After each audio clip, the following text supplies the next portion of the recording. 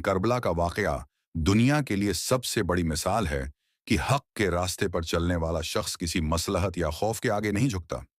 پس منظر یزید بن معاویہ نے 66 ہجری میں خلافت سنبھالی۔ اس کی حکومت کا طریقہ کار عدل و شریعت کے اصولوں سے ہٹ کر تھا۔ وہ کھلم کھلا دین کے احکام کی خلاف ورزی کرتا تھا۔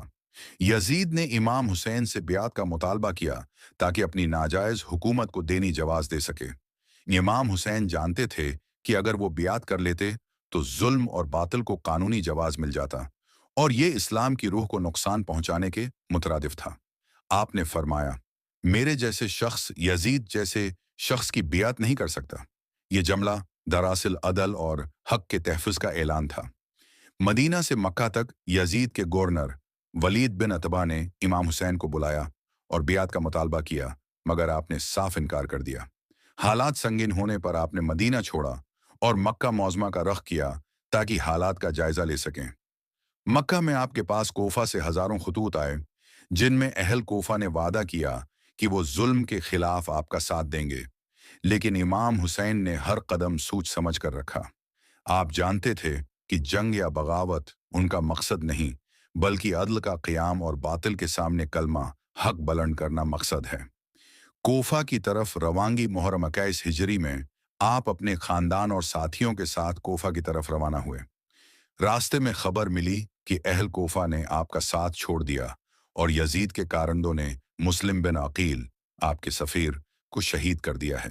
یہ وہ لمحہ تھا جہاں اگر امام حسین چاہتے تو واپس لوٹ جاتے اور اپنی جان بچا لیتے، مگر آپ نے فرمایا، ہم حق پر ہیں تو ہمیں حق پر ثابت قدم رہنا چاہیے، چاہے ہماری جان چلی جائے۔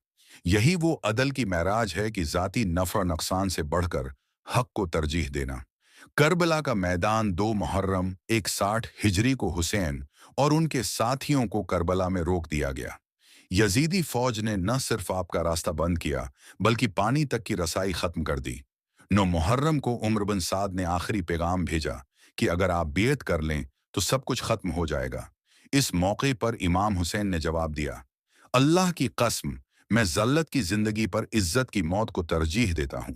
یہ الفاظ عدل اور وقار کی ایسی مثال ہیں جو قیامت تک زندہ رہیں گی۔ یوم عاشور 10 محرم کو جنگ شروع ہوئی۔ ایک ایک کر کے امام حسین کے ساتھی اور اہل بیت شہید ہوتے گئے، مگر کسی نے بھی ظلم کے آگے سر نہ جھکایا۔ ہتھی کی شیر خوار علی اصغر کو بھی پانی نہ ملا اور انہیں بھی شہید کر دیا گیا۔ آخر میں امام حسین تنہا رہ گئے۔ آپ نے اپنے آخری لمحات میں بھی حق کی گواہی دی اور باطل کے خلاف ڈٹے رہے۔ آپ کی شہادت نے دنیا کو یہ پیغام دیا کہ عدل کا مطلب صرف انصاف دینا نہیں، بلکہ حق پر ڈٹے رہنا ہے، چاہے اس کی قیمت اپنی جان دینا پڑے۔ واقعے کا سب عدل کا مطلب طاقتور کو خوش کرنے کے لیے فیصلے بدلنا نہیں، بلکہ سچائی پر قائم رہنا ہے۔